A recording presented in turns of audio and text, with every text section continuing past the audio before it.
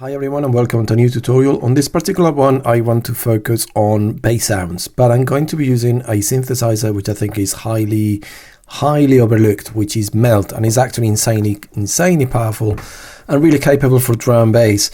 So if you're new to the channel, thanks so much for tuning in. My name is Hector. I produce under the alias of Hektagon, and I've been teaching for about 14 years Ableton Live music production, and I'm here sharing my knowledge, so thank you so much for watching. So what I'm going to do now is I'm going to show you some examples of what Meld actually sounds like. Meld is a bitemporal synthesizer, so you basically have two separate oscillators, but the good thing about this is that the oscillators have got their own LFOs, they got their own envelopes, right, dedicated, and their own filters. So the possibilities of that are insane because you can mix them in, you can pan the left and right, so you can do some cool stuff, and it has even got a unison, so you can really thicken up the sounds and make them sound more modern and full. Okay, so this is an example. All the drums that you're about to hear are actually made out of found sounds. I just made them myself out of recording things and tweaking them. And then this is just 3 examples of bass sounds. I'll give you 2 examples of some bass sounds that you can create with Meld. So I hope you enjoyed the tutorial. This is what it sounds like at the moment.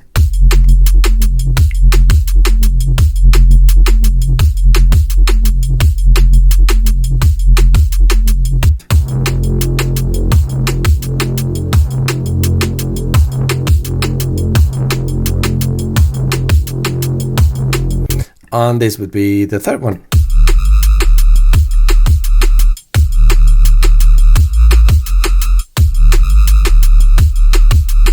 So as you can see, like, it is quite versatile and only touching the surface. There's a couple of oscillator kind of types that I like for drum and bass. Particularly I like, obviously, the basic shapes just to add like sub bass can work really well anyway. So I'm going to go for noisy shapes for the first sound. And I'm literally going to just do like a 1-note bass line, which is an easy one to just kind of like demonstrate. Is a fairly low note, is on F0, so if you're not using headphones, you're not going to hear much. This is what it sounds like at the moment. That's just like the note playing. So this particular oscillator has got this really cool mode where you can change from different shape types, and you've got like a sine, but the thing is that it's got like a noise generator built in. So as you increase the rough, you get more of the noise texture, and eventually kind of like falls apart. So a little bit of it is nice. Like that, I quite like that sort of sound. The other thing about Meld that not that many people know about is this, well, you can have a unison, so we can use a spread and we can stack the number of voices. I'm going to use 3 voices. That is already sounding quite nice. Right, so we got that kind of tonality. But the other thing as well that's really interesting is that if we go over to the matrix, we can adjust how the spread works. So for example, if I want the voices to be even wider, I can just increase the width like that. I can spread them less. So for example, in terms of the tuning, I could make them more condensed. But I think for this particular sound, I quite like them wide. But obviously, if you go a lot, it gets a little bit messy, right? And we can also just add anything onto this, right? Like for example, I don't know, if I wanted to change the shape of the roughness, so the left channel and right channel are slightly different, we can do that here as well, right? So each voice can have a slight different tonality.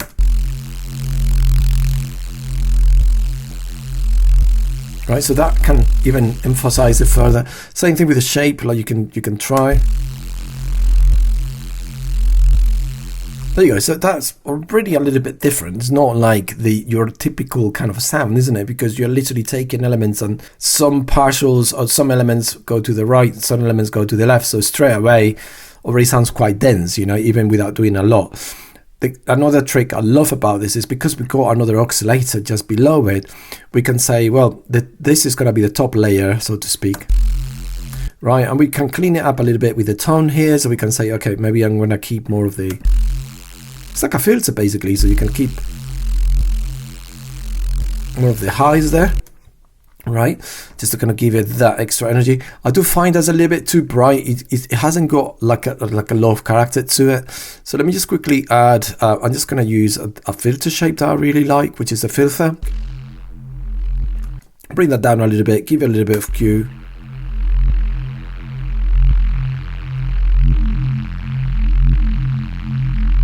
And that drive just really adds a really nice resonance. I don't know if you can hear it, listen.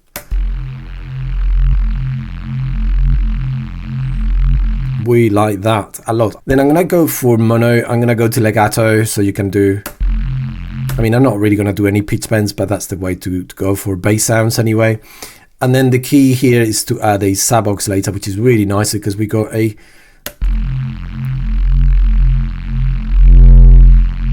separate synth there, right? So let's just bring the highs a little bit lower. Let's just mix it in. You see like this movement, I don't know if you noticed this movement on the low end. If you haven't got headphones, you're not going to hear this. So in order to avoid this, what we can do is, you can see if we go to the matrix of B, we can say, I don't want the tuning, I don't want to pan it, and that's basically just going to be a stable voice, just your sub. Perfect. So then if we blend them together,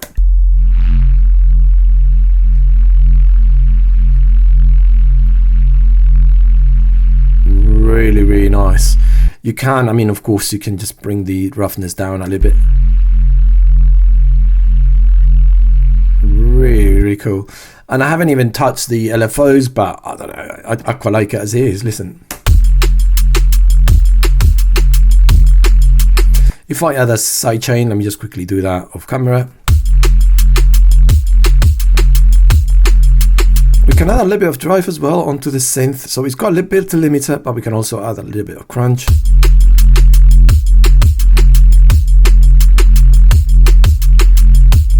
And I love that sound already. I kind of feel like I want to have another oscillator in there, right? To kind of like give it another tone. But you get the idea. And it's really worth knowing how to explore the kind of like the routings and how the unison works. Is super, super cool, super handy, and you can get things that are very hard to do anywhere else. Like there's no other synth that I know in Ableton that can do this, right? I mean, Wavetable to a degree can kind of do something similar, but it's not quite as extensive as this. This is kind of like a Swiss Army knife, as they call it. Another one I really want to show you is this one, and it's just another quick example. So this one I really, really love, this particular oscillator, because it's really nice for giving it kind of like a wobble kind of texture. I'm going to be using Simple FM for this one. You can get different variations of FM. I'll show you what the difference is in a minute. But look, if we go over here and let's just get that tone, that's the sound we get, which is just a pure bass. Sorry, let's just bring it down. Right, and then what we can do is we can say, well, I want to add FM. And at the moment the ratio is 0, so we're not hearing anything, but it's really interesting when you start bringing the ratio up. Let's bring the level down.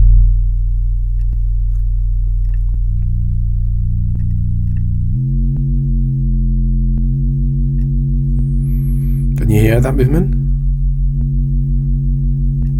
Really cool, right? We've got this kind of like constant tone. You can play with different ratios, but it's that sort of beating that you get, right?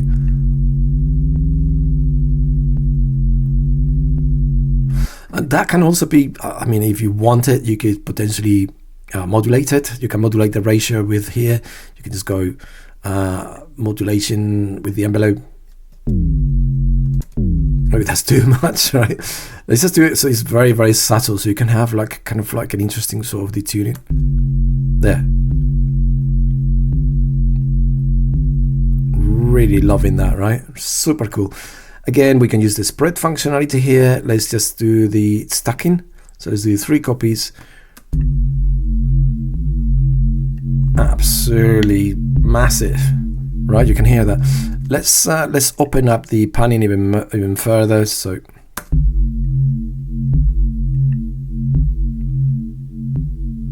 thin it out a little bit so you get more of the top end.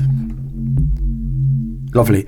And there's another thing that is worth exploring. Like we got this really interesting filter type, which is quite unique. And this is one here called Switch Res, which is kind of like a filter with lo-fi. So this is what it sounds like.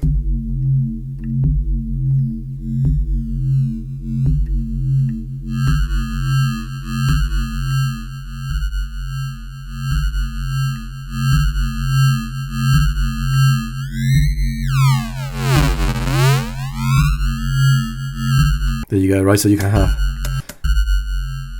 can have like a very interesting kind of tone. And of course that's a bit obvious, right? Like you might not like some of that, but you can be quite subtle with it.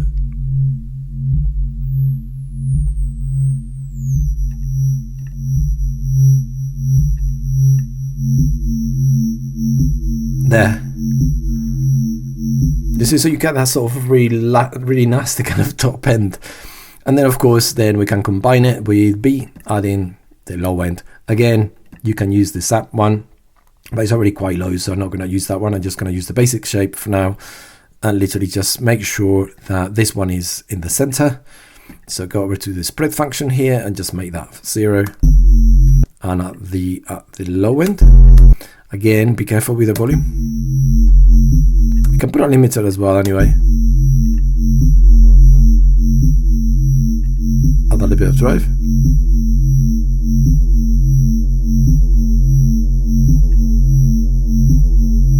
I really like that. That's really cool.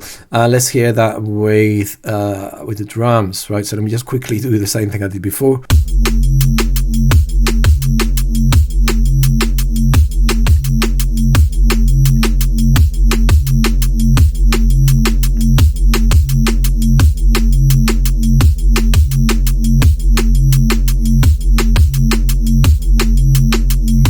Really nice. And again, you can, if you like to add more character, we can even do wobble, we can do whatever, right? Like this is the thing, you can explore, right? Like for example, I'm going to go here, I'm going to go to LFO1, I'm going to go to volume, I'm going to use the main LFO here and speed it up.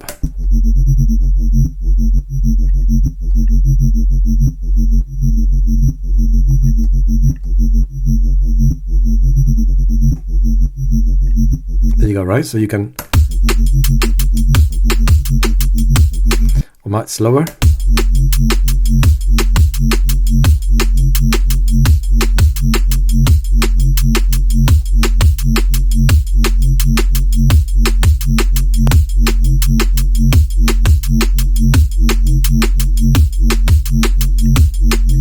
You can even open the filter, see what it sounds like.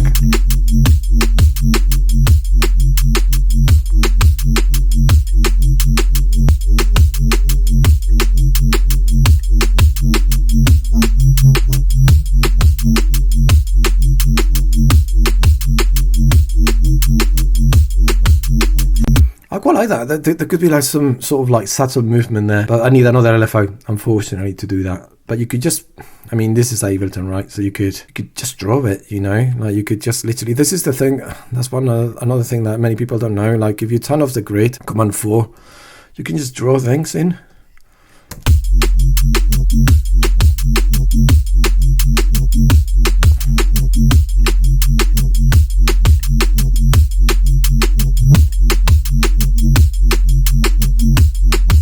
There you go.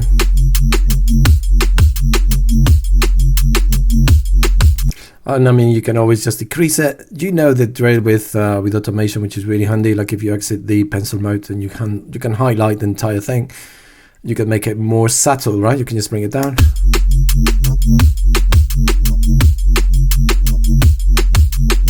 There you go.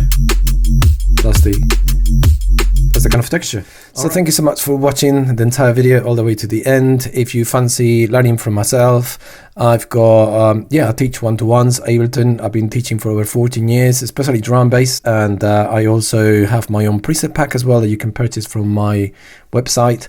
And also I have my own sound design modules that they go in quite a lot of depth onto the basics of sound design. So if you ever fancy learning that, then you can find more details there. So anyway, thank you so much for watching. Leave us a comment, subscribe to the channel if you like the video, and on to the next one. Take care, everyone.